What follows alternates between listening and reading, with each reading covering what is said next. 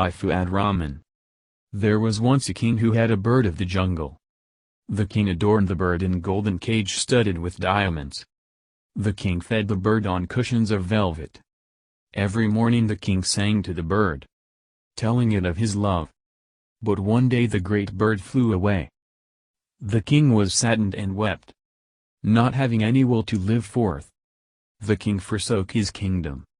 And in the jungle he met the bird, who said, "Put me not in a cage, for I want to roam free."